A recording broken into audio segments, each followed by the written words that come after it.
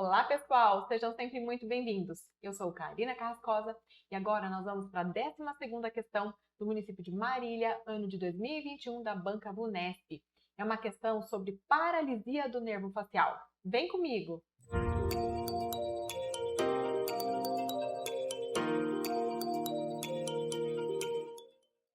Pessoal, o que dizia a questão? Paciente de 33 anos, gênero masculino, melanoderma, sofreu lesão do nervo facial em decorrência de queda durante a prática esportiva de escalada. Após exames clínicos complementares, constatou-se paralisia periférica do nervo facial. Ele quer saber o que acontece quando tem paralisia periférica do nervo facial. Assinale a alternativa que apresenta a característica desse tipo de paralisia. A. Diminuição da sensibilidade gustativa do terço posterior da língua. B. Metade da face torna-se inexpressiva, com exceção do músculo orbicular do olho e do músculo frontal. C. Diminuição do reflexo de piscar do lado afetado, tornando a conjuntiva ocular mais suscetível a infecções e ao ressecamento. D. Queda da língua para o lado afetado. E letra E. Redução da visão, variando desde uma leve diminuição na acuidade visual até a perda completa da visão do lado afetado. Pessoal, aproveita a ocasião, já deixa o seu like, se inscreve no canal para não perder nenhum conteúdo aqui do nosso canal. E vamos lá para a resolução dessa questão. Aqui a gente tem uma ilustração dos pares de nervos cranianos. Isso é super, hiper, ultra importante para concurso público, porque cai muito. A gente tem que saber. E eu gosto muito dessa figurinha, porque ela tem a imagem que remete a gente à principal função daquele nervo, tá?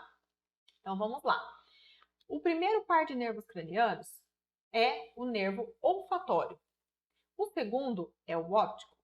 O terceiro, o oculomotor. O quarto, o troclear. O quinto, trigêmeo. Sexto, abducente. Sétimo par, facial. O oitavo, vestíbulo coclear. Nono, glossofaríngeo. Décimo, vago. 11º, acessório. 12º, hipoglosso. Qual que é o mais importante para a gente em relação às provas de concurso público? Sem dúvida é o trigêmeo, quinto par de nervos cranianos. Depois dele, a gente tem o nervo facial, que é o 7º par de nervos cranianos. Mas nessa questão, a gente tinha que ir um pouquinho além disso. A gente tem que ter a noção da função de outros pares de nervos cranianos.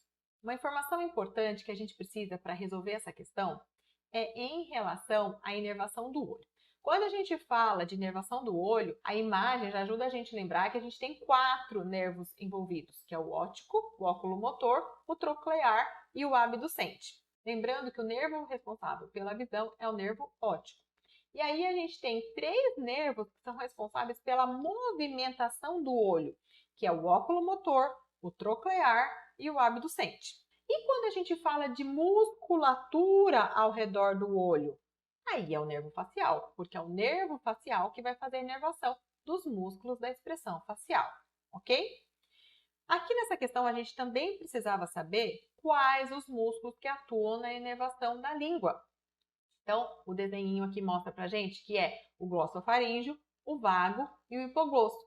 Mas a gente também tem a atuação do trigêmeo e do facial. Então, quando a gente fala de inervação da língua, a gente tem que lembrar de 5 pares de nervos cranianos. Trigêmeo, facial, o glossofaríngeo, o vago e o hipoglosso.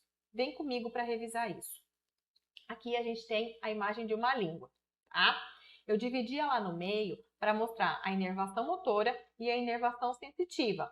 Mas, quando eu falar de inervação motora, vale para a língua toda, e quando eu falar de inervação sensitiva, vale para a língua toda. É só um esquema para facilitar a nossa compreensão. E eu dividi aqui em terços para facilitar a explicação da inervação sensitiva. A inervação motora da língua é feita pelo nervo hipoglosso, que é o 12º par de nervos cranianos. O hipoglosso vai fazer a inervação motora de toda a língua.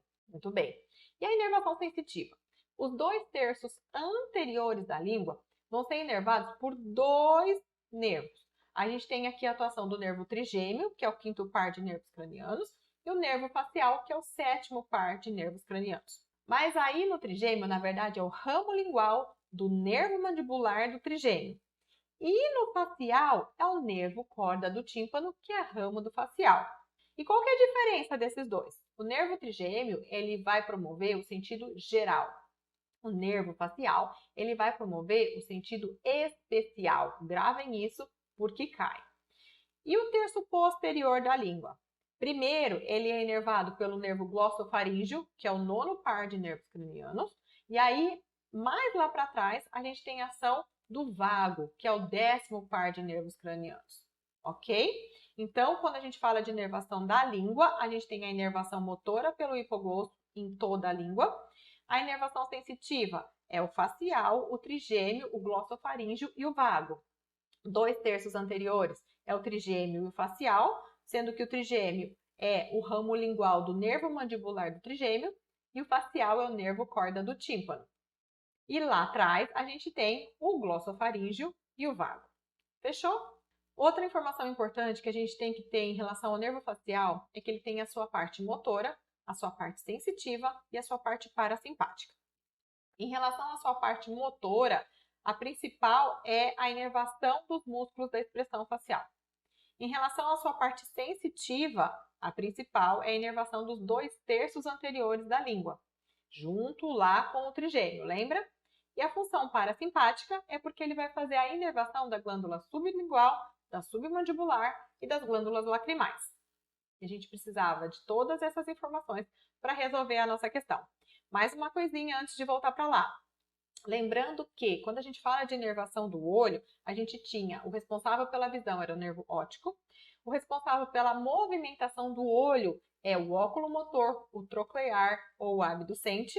E quando a gente fala de inervação do músculo, aqui no caso do orbicular dos olhos, é o nervo facial, ok? Voltando para a nossa questão então, o que ele queria? O que acontece quando a gente tem paralisia periférica do nervo facial? Então vamos de baixo para cima.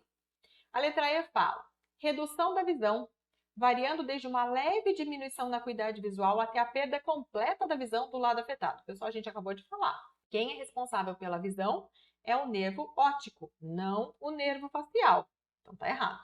A letra D, queda da língua para o lado afetado. Quem que é responsável pela inervação motora da língua? Nervo hipoglosso, 12º par de nervos cranianos. Então, não é a resposta da nossa questão. Aí a gente vai lá para cima na letra A. Diminuição da sensibilidade gustativa do terço posterior da língua? Não! Lembra que o nervo facial ele faz inervação dos 2/3 anteriores da língua? Quem que faz a inervação do terço posterior da língua? O glossofaríngeo e o vago. Então, não é a resposta da nossa questão. A letra B. Metade da face torna-se inexpressiva. Tudo bem, até aí seria correto. Com exceção do músculo orbicular do olho e do músculo frontal? Não, a gente tem o envolvimento desses músculos também, porque, por exemplo, o músculo orbicular do olho, ele é inervado pelo nervo facial. Por isso que essa alternativa está errada. E a gente chega na letra C, que é a diminuição do reflexo de piscar do lado afetado, né? Porque o nervo facial é responsável pela inervação do músculo ao redor do olho, tornando a conjuntiva ocular mais suscetível a infecções e ao ressecamento. Além disso, lembrando que o nervo facial também faz aquela inervação parasimpática da glândula lacrimal. Então, essa é a resposta da nossa questão, a letra C. Espero que você tenha acertado e compreendido esse assunto. Pessoal, obrigada pela sua companhia e até a próxima questão. Tchau!